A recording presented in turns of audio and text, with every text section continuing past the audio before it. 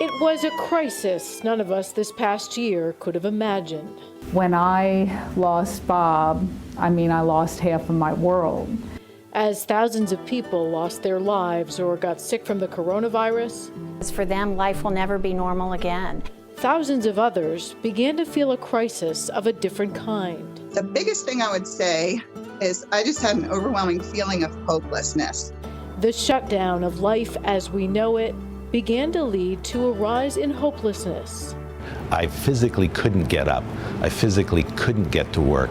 A rise in substance abuse. I got to IV heroin use, which is kind of shocking. And a rise in isolation.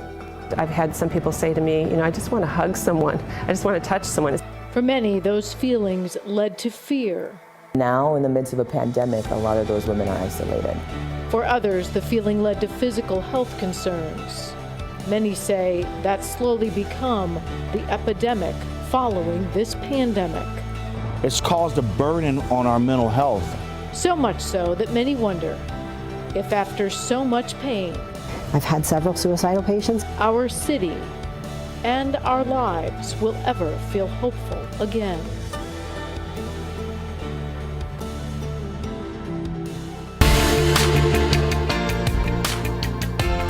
From Local 12, this is Finding Hope, sponsored by TriHealth, DeCoach Rehabilitation, and UC Lindner Center of Hope. Hello, everyone, and thank you for joining us. My name is Liz Bonis, and I'm the medical reporter here at Local 12. And after this long pandemic year, we are all feeling it. It's taken a toll, a serious toll, on our mental health. New survey in the tri-state confirms that. It's from the team at Interact for Health. It found 1 in 3 of us now having a tougher time following this past year. Mary knows what that feels like. For me, I always tell people, it wasn't depression as much that got me down. It was hopelessness. I felt so hopeless. I felt so much despair. When you're in a mental health condition, it seems like it's never going to lift, whether it's depression, anxiety, psychosis. It just feels like it's never ending. That survey found that young people are carrying much of this stress, especially young adults and women. 40% of people ages 18 to 29 said they were feeling a decline in their mental health. Nearly 40% of women said they felt this way. And this was compared to how we felt more than a year ago when this pandemic all started. So today we are teaming up with some remarkable resources in our community and some remarkable people who share their own journeys to finding emotional, physical, and spiritual help and hope in these tough times. We do want to start today with the emotional side of healing and a TriHealth program that helped one wife and mother recover and discover there is life after loss. When I lost Bob, I lost half of my world. Susan and Robert Williford had been married 12 years when she lost him just a few months ago to COVID-19. I just wanted to scream out the window that I needed to talk to someone that understood this loss. By the time Susan met up with Donna McCartney of Ohio's Goldstein Family Center, she was overwhelmed with the kind of sadness only those who've lost someone in this pandemic, she says, can understand. With social distancing, when people wanted to show Susan support, they'd walk by and go like this or blow you a kiss, but that's all they could do. Which is why the loss of someone to COVID-19 is so multiplied. This research from the National Academy of Sciences shows for every one person who dies from this virus, 9 people feel unbearable sadness. The hardest part? There has not been an identified support available in many communities right now, so people are really looking for and reaching out for that help. Susan found that in one of the few national online COVID-19 loss support groups. It's run by Donna and her grief team. It is called Life After Loss. What we do is make sure that they have a safe place. People can't escape their loss right now. They are hearing it on the news 24/7. They are getting regular updates. And their loved ones are being identified as statistics. Susan Williford now knows Bob is not a statistic. And if you're watching and have had a similar loss, here's what she wants you to know too. Other people want to talk to you. And You'll be helping them, and they'll be helping you. We're just all helping each other. That, of course, is being with others that understand the same circumstances. But Susan says that one of her triggers now is when she hears someone say when life gets back to normal. Bereavement counselor Monnie Caine explains why that is so painful for those who know this kind of very personal loss. For them, life will never be normal again. And these normal reactions that we see to grief are even magnified with COVID. There's intense anger, intense sadness, intense frustration. It's just so much loss on so many different levels and such a need to be able to share that with someone else. And then when we hear people in the public that may be dismissive of the seriousness of it or dismissive of the disease, it feels very isolating and that your loss hasn't been validated. With Hospice of Cincinnati, our mission has been to provide the best possible and most meaningful end-of-life experience, and that was taken away in many ways with COVID. Those end-of-life experiences didn't happen. Those final conversations and the rituals and the memorializing that is so much a part of the grief journey have been put on hold, and it's really made the grieving difficult. Those important conversations that often happen at the end of life, the thank you, I love you, I forgive you, and all of that just doesn't happen. And it really magnifies the grief, definitely. We are seeing people that are there because they've lost a parent, they've lost a child, they've lost a brother, all ages and all walks of life, and all healthy people and not healthy people. So it's really just stunning to see the impact that it has had. So please reach out. You do not need to walk this journey alone.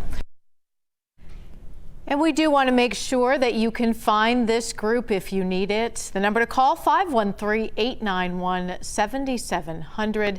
We will share these numbers again at the end of our program. The other side of emotional healing is also needed right now for many who felt mental health concerns get worse in these pandemic times, even without the loss of a loved one.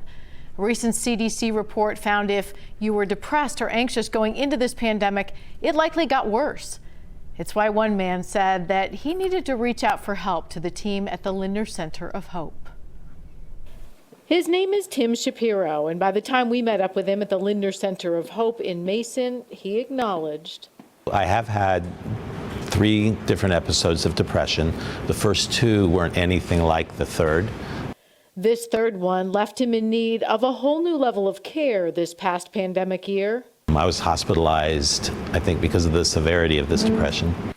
This time, Tim says he simply physically couldn't do daily activities. I physically couldn't get up. I physically couldn't get to work. There was a kind of weight that I hadn't experienced before. When I asked him what he actually was feeling at the time, he told me it wasn't what we typically think of as traditional symptoms of depression. Those may include sadness, loss of interest, changes in sleep, appetite, or energy. Instead, he told me, he was experiencing something many of us have said we started to feel as we watched our country shut down, our businesses close up, or we couldn't see those we love and worried we might never again. It's almost like I wasn't feeling anything. During the depth of the depression, I actually would have to say I couldn't access feelings. Dr. Lori Walter, the clinical director of outpatient services here at the Lindner Center of Hope, told me these pandemic times triggered the shutdown of emotions for many of us, leading to a serious demand for mental health services, especially in those who may have already struggled with anxiety or depression previously. Definitely, we've noticed an increase in services during this time because there's a lot going on with people and their lives are changing quite a bit. Routines are changing. People are in less contact with friends and family for the most part, and that seems to exacerbate some of the symptoms that people might have. For Tim, it led to the need not just for an initial inpatient stay at the Lindner Center of Hope, but a transition to a partial program for the months that followed. A partial hospitalization program is a program, it's a step of a part of service that's in between inpatient and outpatient. So we get a lot of patients that come from an inpatient setting that need more intensive care than than they would need as outpatient, or some people come from an outpatient setting that are starting to do worse and they're trying to prevent a hospitalization. There's a time when, for a pretty long time, where I thought I was never going to get better, that my life would never be the same, that I would have to leave my job.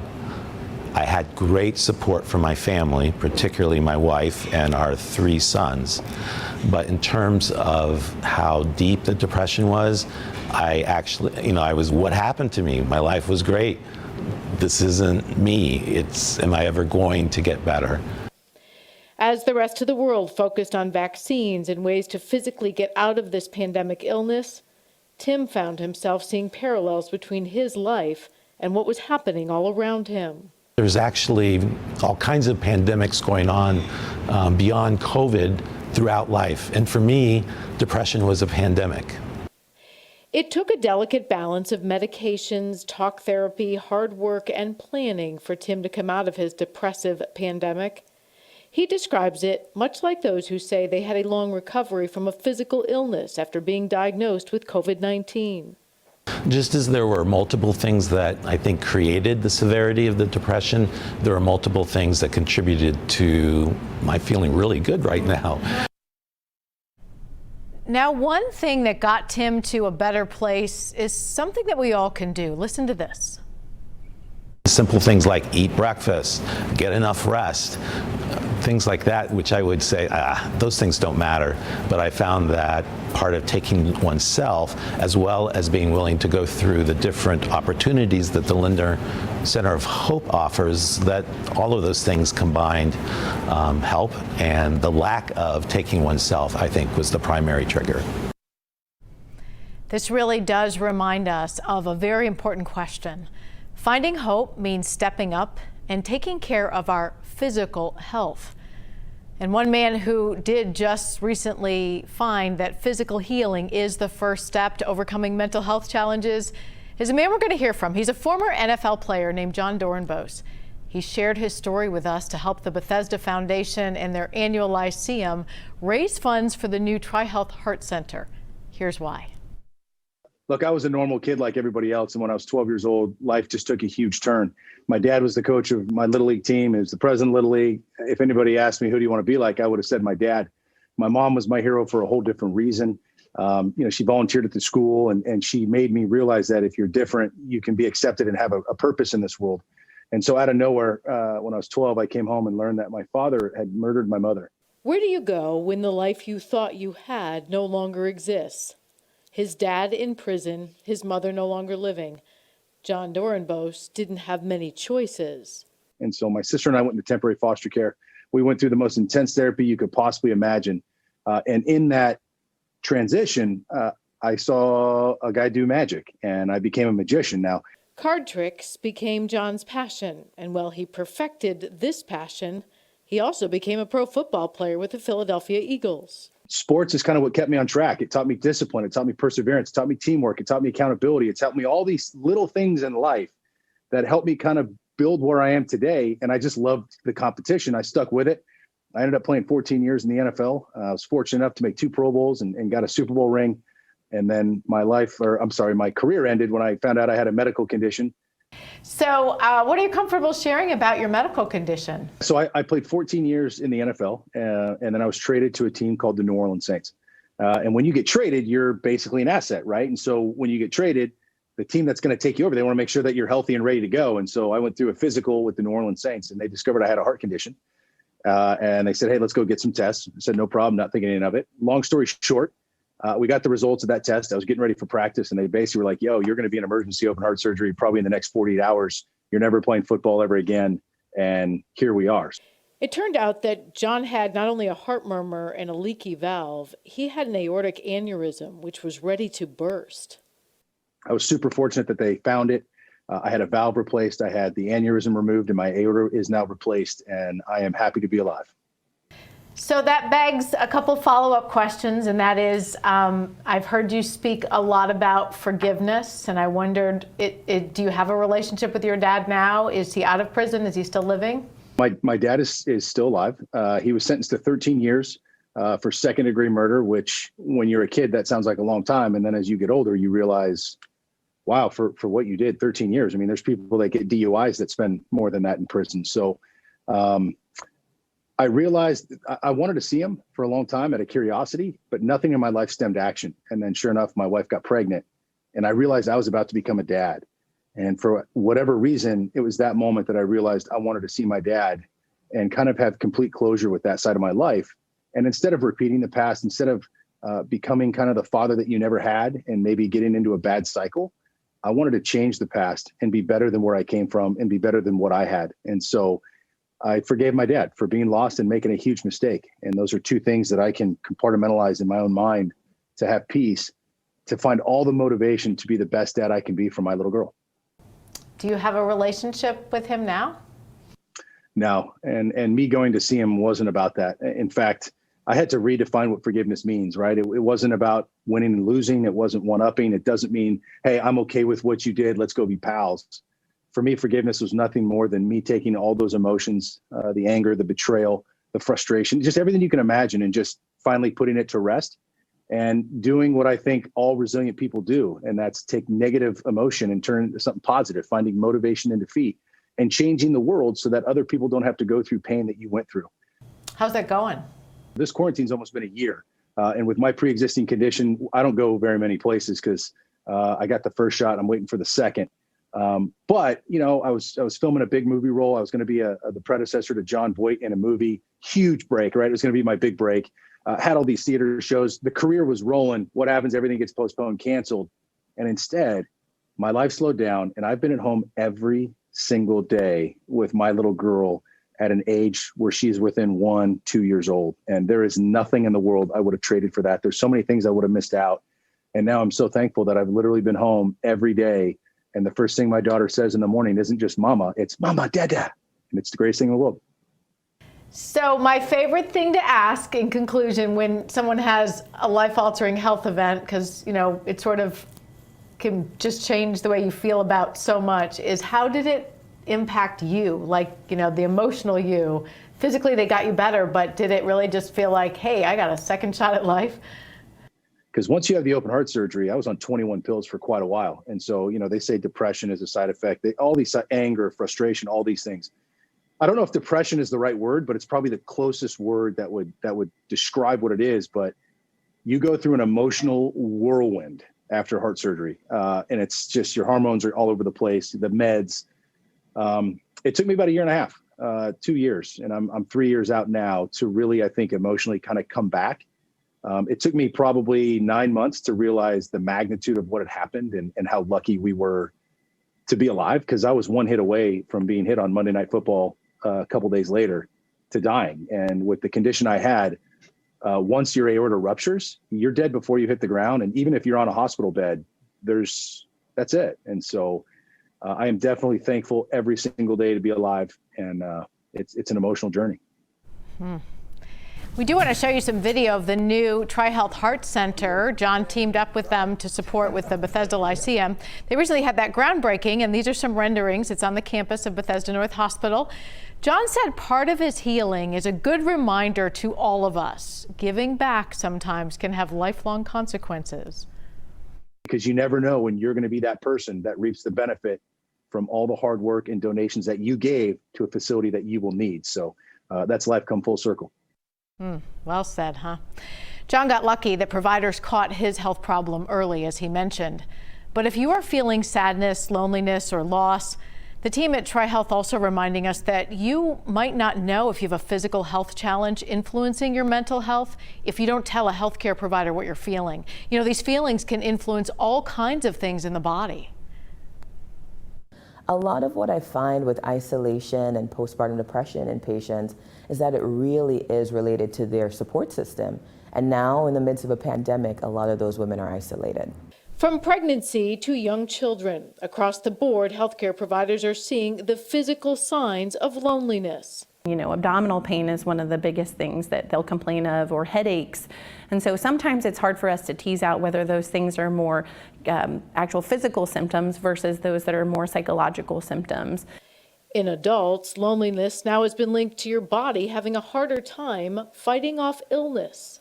that can contribute to other health conditions such as high blood pressure or diabetes or anything of that nature. And that all needs to be taken care of to prevent worsening outcomes. What's more is the National Institutes of Health now says COVID-19 is making this even worse. What to do? Tell your OB-GYN, tell your pediatrician, tell your doctor. They are the first line of defense against you getting sick. It's my job to use my training to parse through that data of, hey, I just feel a little bit lonely, I'm feeling a little down in the dumps, someone might say. Well, I need to make sure that there's nothing else going on, because there are other medical conditions that can cause that. You know, you can have thyroid dysfunction, you can have side effects to your existing medicines, you could have worsening other chronic conditions. There's a host of that, and it's my job to parse through that data and use my training to interpret that and make sure that maybe you're lonely because you're just a little bit lonely and we're dealing with COVID, but let's make sure that it isn't anything else that I can treat and work through. Now, if you don't have a primary care doctor or someone to tell how you are feeling to, here's a number for you. It's 513-853-2100. You can find a provider that fits your needs. And again, we'll share these numbers a little bit later in our program. Finally, today, we want to focus on spiritual healing for our mental health as well. One man who found that is really important is currently the outreach coordinator at Whitewater Crossing Christian Church. His name, James Gray. My mom and dad were hardworking blue-collar people, but unfortunately they couldn't be married together. It got very volatile and very violent, so I experienced a lot of domestic violence at a very young age. And then me and my brother moved to a predominantly white school, and there would be small microaggressions, and microaggressions are like a paper cut that you keep getting cut, but you don't realize you're cut until you've been cut so many times. And then the ultimate one was when I was 16, I got hit by a truck, and I was called the F-word, N-word when he ran me over. Like, my identity was shook. Like, I didn't know who I was, but I didn't know what to call it back then. I left my hometown to join the Navy in San Diego, California, in a whole different world, but this 16-year-old boy never grew up. So I entertained alcohol, drugs, a very explicit lifestyle. I did 2-year term, but I extended for a year, but I didn't finish the 4th year. And I ended up being homeless. And 2 friends brought me in from the Navy. I stayed in a 2-bedroom apartment, and I just lived a destructive lifestyle. James Gray says he lived that lifestyle struggling with mental health and addiction for years, until he found himself slowly surrounded by people he said wanted to lift him up, not tear him down. People start speaking into me, and I gave my life to the Lord, and I surrendered, and I didn't realize how messed up my mentality was. It was in survival mode. It's almost like Maslow's hierarchy of needs. You got the basic needs at the bottom. If they're not met, you start to have a distorted view on life and who you are and your identity. So when I found that Jesus loves me, he cares for me, he died for me, that I'm forgiven, that I don't have to live up to the standard that the world, it was like a release. It was a feeling of release. And I realized that I was struggling with anxiety and depression, and I still take medicine for that today. And I go to counseling for that. One of the things that James points out is also what the Harvard study of adult development found. They discovered that close relationships are one of the biggest factors in predicting healing, happiness, and health, which for spiritual healing means you need to reach out. Especially in a lot of black men, we don't talk about mental illness, but and I see a counselor, and we talk about coping mechanisms and different tools that I can use so I don't lash out, because those microaggressions still happen today for people of color and people in general, I would say. James says he didn't find his healing from a faith or a church. He found it at home after a night of turmoil. He says when he got up from this restless night, looked in the mirror, and I saw the enemy inside of me. Like my face was sunk in, my eyes were like red, like I haven't slept for days, and I just cried out, and I fell to my knees, and I start confessing all the sin in my life, and it wasn't even me doing it. Like something overwhelming, like a love overwhelming entered my heart, and I wanted to get everything out that was bad, because those two couldn't exist together in the same space. And so I start crying out, and I fell to my knees. My wife came in, and I got up off that bathroom floor, and I looked totally different, like the enemy left my body. It was a supernatural awakening. And then that's when I felt a love that I was trying to get from my father, from alcohol, from drugs, from people, from words, from affirmation. I knew right then and there that God was real. I no longer live by the world standards. When you've been at your bottom and you have no resources, no one to call on, no one there at your back, it's a loneliness and it's a void and it's a certain tension that you don't want nobody to experience. And if my story can release anybody out of that, God gets the glory. I no longer live, less of me and more of him. So I'm trying to live a life to let people know that you can overcome that you can, that there's a better way. And it's been amazing. Hope is available. It's all around us if you just seek it. Perhaps nobody knows that more than the team at DeCoach Rehabilitation. They have several treatment centers here in the tri-state, and their new outreach coordinator, Erin, recently shared his story of hope. Here's Erin Lane. Back in 2016 was the worst year of my life. It got so bad I had open warrants, felonies.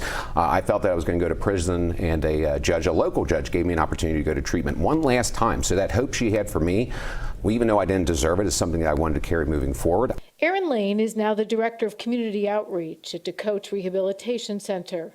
His team offers both in-person and outpatient treatment for mental health and addiction. He says after struggling with his own addiction, I had a spiritual experience in her treatment center, and while there, heard the voice of God over a song that played on radio called Priceless, where it kind of reminded me that I actually had value, that I in fact was priceless, and that if I could go through all the things that I went through, then in turn, and still be here, then other people could do the same. So that's kind of the definitive day my recovery began. Erin says the DeCoach team can assist with treating alcohol and drug addiction as well as mental health concerns by helping you know you're not an addict, you're a priceless person. And that's a really important thing to remind them that no, you're a man, you're a woman, you're a mom, whatever that may be, and showing them a way out of that, or at least to embrace it again. Now I've been able to have continuous sobriety for over 4 years. So yeah, life is a lot different on the other side. I'm really grateful to at least have this new direction in life. You know, even if you don't feel like you have value, you do. And just to reach out, it's really that simple. We're here, we're standing by. What a kind thing to say, huh? We'd love to have you reach out to the team if you're struggling with addiction. We want to make sure you have the number for DeCoach Rehabilitation Center, 513-942-4673. You know, one of the things that these stories showed us is that we are all emotional, physical, and spiritual beings. Our lives depend on healing in all these delicate areas of balance. All of the people who shared stories with us today did it, they said, in hopes of helping someone else. I want to tell you today that if that someone else is you, we want you to know that you are not alone.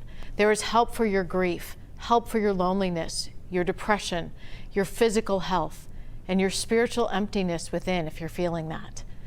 If you're looking for hope, we want to once again share the amazing resources in this program with you, because more than anything, we hope that by watching today, what you saw helps you take the first step. It's always the hardest, and it's the hardest to finding it.